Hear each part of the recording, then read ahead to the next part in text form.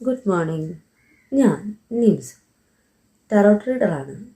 ഇന്ന് നമ്മൾ നോക്കാൻ പോകുന്നത് നിങ്ങളുടെ പേഴ്സൻ്റെ കറൻറ്റ് തോട്ട്സാണ്. യെസ്റ്റർഡേ നൈറ്റ്സ് അവർ ഒത്തിരി വിഷമിച്ചിരിക്കുന്നതായിട്ടാണ് കാണിക്കുന്നത്. ഇവിടെ ദ മൂൺ കാർഡാണ് ഫസ്റ്റ് കാർഡായിട്ട് കിട്ടിയിരിക്കുന്നത്. ആ മൂൺ കാർഡ് എന്ന് പറയുമ്പോൾ ഒരു ചോയ്സാണ് കാണിക്കുന്നത്.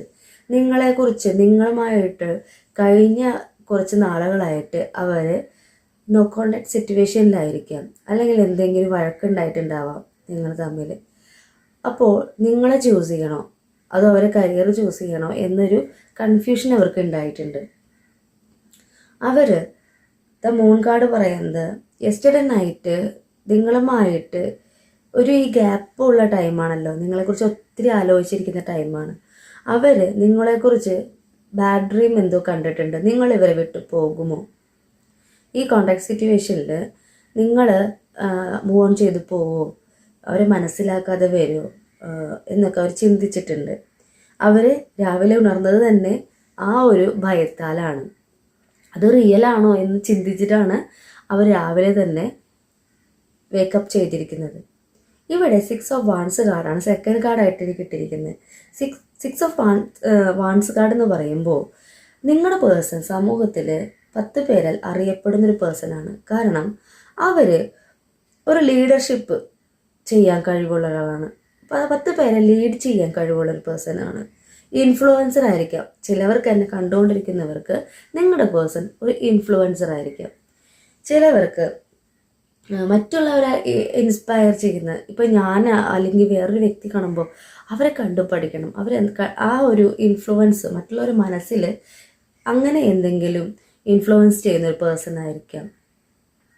അതിപ്പോൾ ഏത് ഫീൽഡ് വേണമെങ്കിലും ആവാം. ബിസിനസ് ആണെങ്കിൽ അങ്ങനെ, അല്ലെങ്കിൽ മെഡിക്കൽ ഫീൽഡിൽ ഉള്ളവരാണെങ്കിൽ അങ്ങനെ. അവരൊരു ലീഡ് ചെയ്യുന്നൊരു പേഴ്സണാണ്.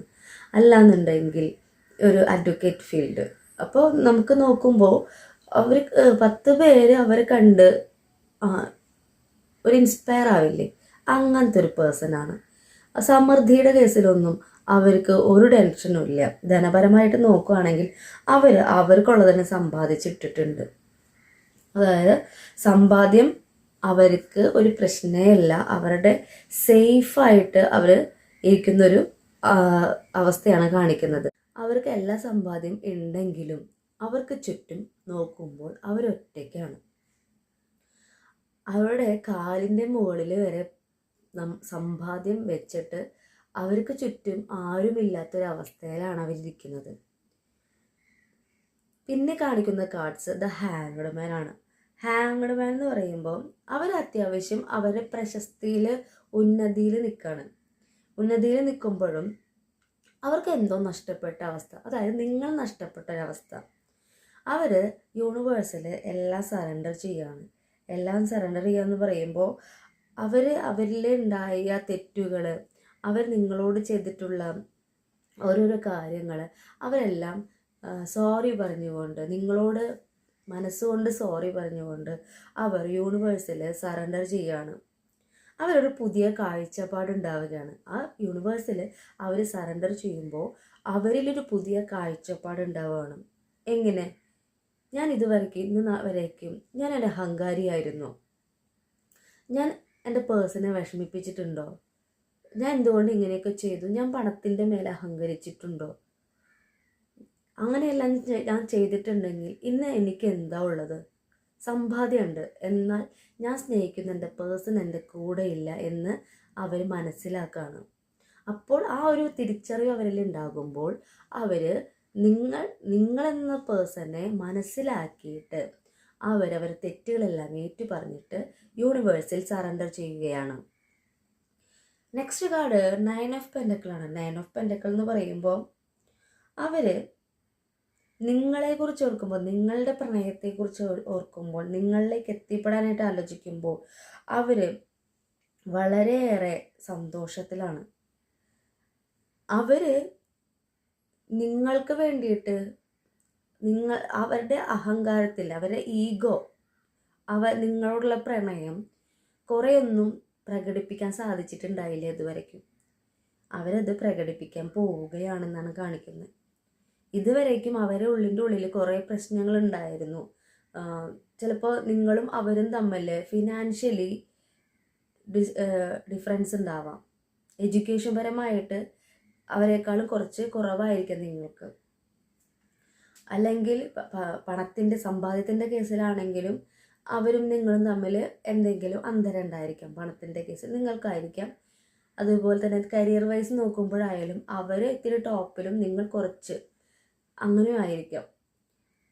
പിന്നെ ഏജിൻ്റെ കേസിലും വരാം കേട്ടോ. എന്നെ കണ്ടുകൊണ്ടിരിക്കുന്ന വ്യൂവേഴ്സിൽ കുറച്ച് പേരുടെ എനർജി ഏജ് നിങ്ങൾ തമ്മിൽ കുറച്ച് ഡിസ്റ്റൻസ് ഉണ്ടായിരിക്കാം. അങ്ങനെ എന്തുകൊണ്ടും നിങ്ങൾ തമ്മിൽ കുറച്ച് ഡിസ്റ്റൻസ് അല്ലെങ്കിൽ ഒരു ഗ്യാപ്പ് കാണിക്കുന്നുണ്ട്. എല്ലാം കൊണ്ട് അവരുടെ കണ്ണിൽ അവരെക്കാളും കുറച്ച് ഒരു പടിക്ക് താഴെയാണ് നിങ്ങളെന്ന് അവരുടെ മനസ്സിലൊരു ഈഗോ ഉണ്ടായിരുന്നു.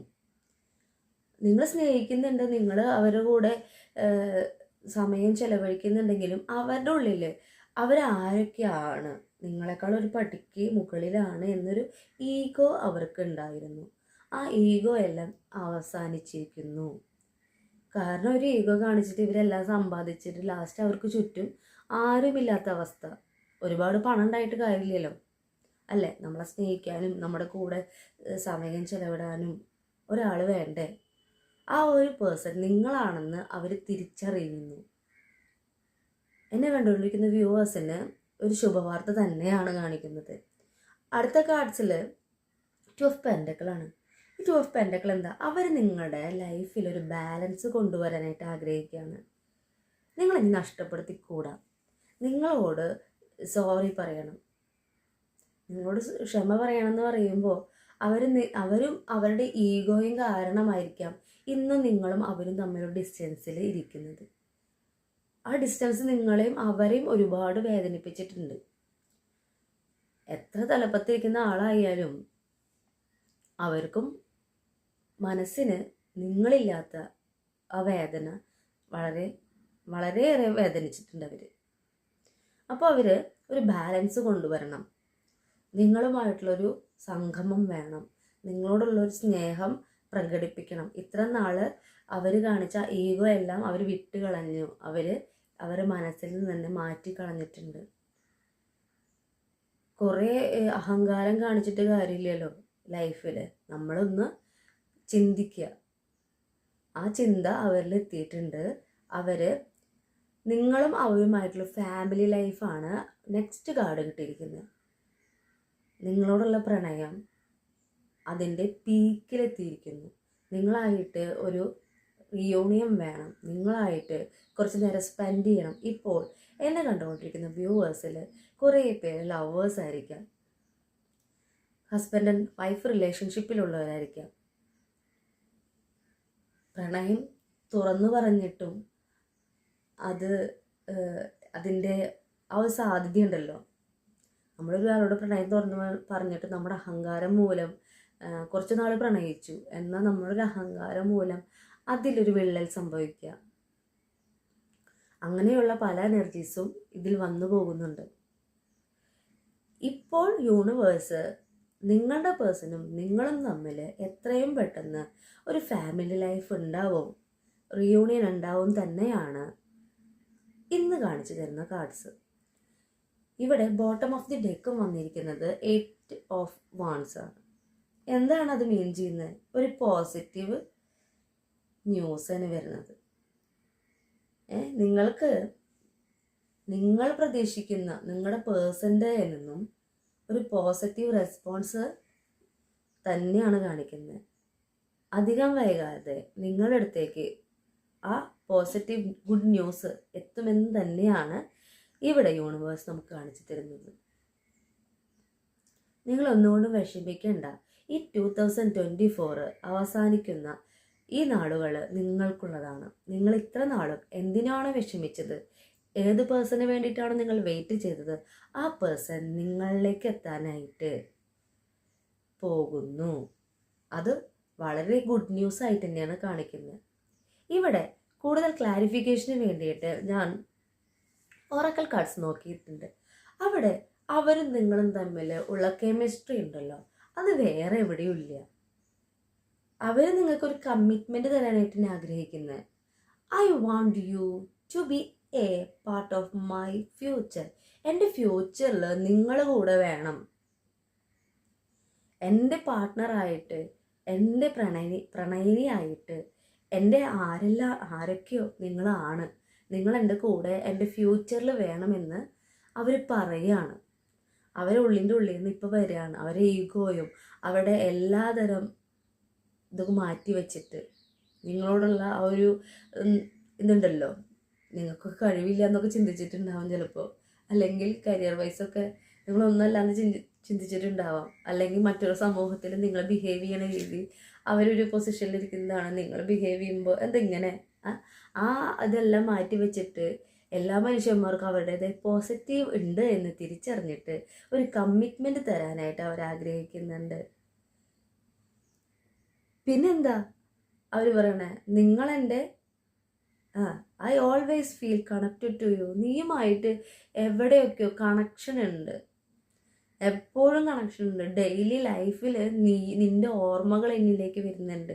നീയും ഞാനും തമ്മിൽ കണക്റ്റഡ് ആണ്. നമ്മുടെ രണ്ടുപേരുടെയും സോൾ തമ്മിൽ കണക്റ്റഡ് ആണ് എന്നാണ് അവർ ഇപ്പോൾ റിയലൈസ് ചെയ്യുന്നത്.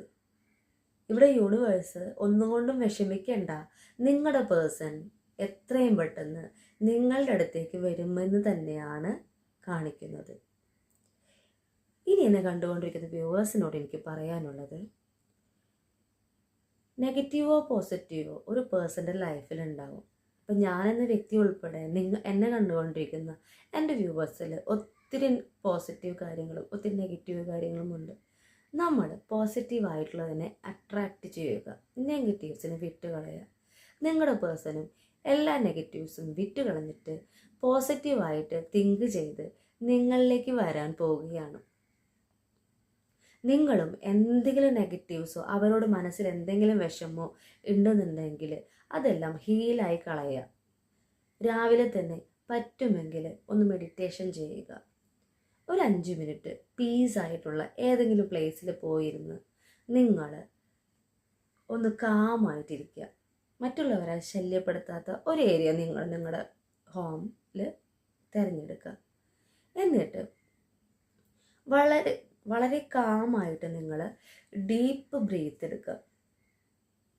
ഇൻഹെയിൽ ആൻഡ് എക്സെയിൽ ഒരു 10 തവണ നിങ്ങൾ ചെയ്യുക. ആദ്യം തുടക്കത്തിൽ ചെയ്യുമ്പോൾ നിങ്ങൾക്കത് ഒരു ബുദ്ധിമുട്ടായി തോന്നാം, ആദ്യമായിട്ട് ചെയ്യുന്ന ആൾക്കാരാണെങ്കിൽ. എന്നാൽ തുടരെ അത് ചെയ്തുകൊണ്ടിരിക്കുമ്പോൾ, രാവിലെ തന്നെ തുടരെ ചെയ്തുകൊണ്ടിരിക്കുമ്പോൾ നിങ്ങളിലുള്ള പോസിറ്റീവ് എനർജി കൂടും. നിങ്ങൾക്ക് തന്നെ നിങ്ങളിൽ ആത്മവിശ്വാസം ഉണ്ടാവും. നമ്മളിലുള്ള നെഗറ്റീവ്സ് പോയി നമ്മുടെ പോസിറ്റീവ്സ് നമ്മൾ അട്രാക്റ്റ് ചെയ്യുമ്പോൾ നമുക്ക് ചുറ്റുമുള്ള നെഗറ്റീവ്സ് എല്ലാം ദൂരേക്ക് പോയിട്ട് പോസിറ്റീവ് കാര്യങ്ങൾ നമ്മളിലേക്ക് വരും. അത് ഞാൻ പറയുന്നതല്ല, എന്നെ കണ്ടുകൊണ്ടിരിക്കുന്ന വ്യൂവേഴ്സിനറിയാം ഇന്ന് ഇത്ര പേര് മെഡിറ്റേഷൻസൊക്കെ ചെയ്യുന്നുണ്ടെന്ന്. നമ്മുടെ ലൈഫിൽ ഒത്തിരി പ്രശ്നങ്ങളൊക്കെ വരുമ്പോൾ നമ്മൾ സ്പിരിച്വലി നമ്മൾ ആ ഒരു പാതയിൽ കുറച്ചൊക്കെ പോകാനായിട്ട് നോക്കുക. നമുക്ക് ചുറ്റൊരു പ്രപഞ്ചത്തിൽ നമ്മളെ നയിക്കുന്ന ഒരു ശക്തിയുണ്ട്. ആ ശക്തി നമ്മളെ നയിക്കണം എന്നുണ്ടെങ്കിൽ നമുക്ക് പോസിറ്റീവായിട്ടുള്ള കാര്യങ്ങൾ നമുക്ക് വേണം. മറ്റുള്ളവരെ നമ്മൾ നോക്കിക്കാണണ്ട, മറ്റുള്ളവരെന്ത് പറയുന്നു നോക്കിക്കാണണ്ട. നമ്മളിൽ തന്നെ വിശ്വസിക്കുക. എനിക്ക് സാധിക്കും, എൻ്റെ പേഴ്സൺ എൻ്റെ അടുത്തേക്ക് വരും. എന്തെല്ലാം നിങ്ങൾക്ക് അട്രാക്റ്റ് ചെയ്യാമോ അതെല്ലാം നിങ്ങളിലേക്ക് അട്രാക്റ്റ് ചെയ്യുക. പോസിറ്റീവായിട്ടുള്ളത് മാത്രം കേട്ടോ. അത് അട്രാക്റ്റ് ചെയ്തിട്ട് നിങ്ങൾ യൂണിവേഴ്സിൽ നിങ്ങളെ തന്നെ സമർപ്പിക്കുക. എന്തെങ്കിലും നെഗറ്റീവ്സ് ഉണ്ടെങ്കിൽ അത് ഹീൽ ചെയ്ത് കളയുക. മെഡിറ്റേഷനൊക്കെ ചെയ്ത് ഹീൽ ചെയ്ത് കളയുക. നിങ്ങളെ തേടി നിങ്ങൾക്കുള്ള ഗുഡ് ന്യൂസ് എത്രയും പെട്ടെന്ന് എത്താൻ ഞാനും പ്രാർത്ഥിക്കാം. എൻ്റെ വീഡിയോ ഞാനിവിടെ നിർത്താണ്. എൻ്റെ റീഡിങ് എത്ര പേർക്ക് റെസിനേറ്റ് ആയെന്ന് എനിക്കറിയില്ല, അട്രാക്റ്റ് ആയെന്ന് എനിക്കറിയില്ല. അങ്ങനെ എൻ്റെ റീഡിങ് ഇഷ്ടപ്പെട്ടിട്ടുണ്ടെങ്കിൽ എന്നെ നിങ്ങൾ സപ്പോർട്ട് ചെയ്യുക, ലൈക്ക് ചെയ്യുക, സബ്സ്ക്രൈബ് ചെയ്യുക. കൂടുതൽ വീഡിയോസായിട്ട് നിങ്ങൾക്ക് മുന്നിൽ ഞാൻ വരും. നിങ്ങളുടെ നിംസ്.